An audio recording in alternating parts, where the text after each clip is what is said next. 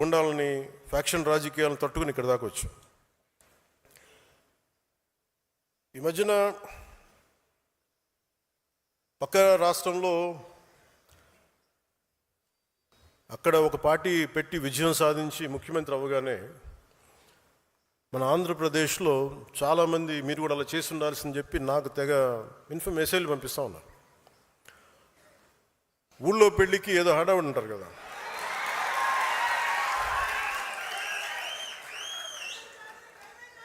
అంటే అంటే ఎలా ఉండదంటే మనకి సందులోనో మన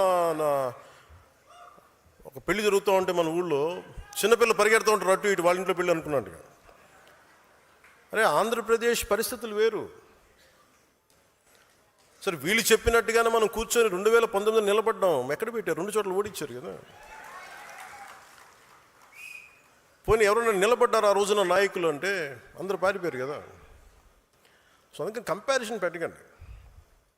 నిజంగా నేను పదవే నాకు ప్రధానం అనుకుంటప్పుడు 2008లోనే యూత్ వింగ్ కాదు ఎంపీగానే పోటీ చేశాను.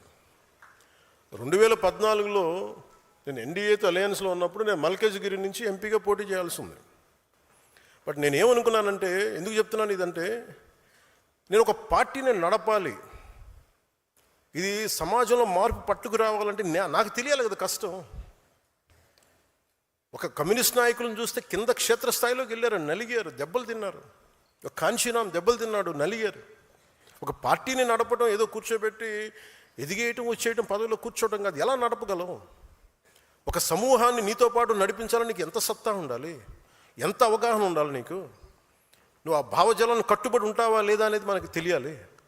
అందుకని ఇవన్నీ నిర్ణయించుకొని ఒక దశాబ్దం నేను నలుగుతానని నిర్ణయించుకున్నాను. అది 2007 నుంచి మొదలుపెట్టిన ప్రయాణం 2014-18 దాకా నడుస్తూనే ఉన్నాను. నలిగాను దశాబ్దం. ఆ తర్వాత 2019 చేశాను. ఎంత గెలుస్తానో తెలియదు, ఓడిపోతానో తెలియదు. బట్ అసలు ఐ వాంటెడ్ ఎక్స్పెరిమెంట్. చూద్దాం.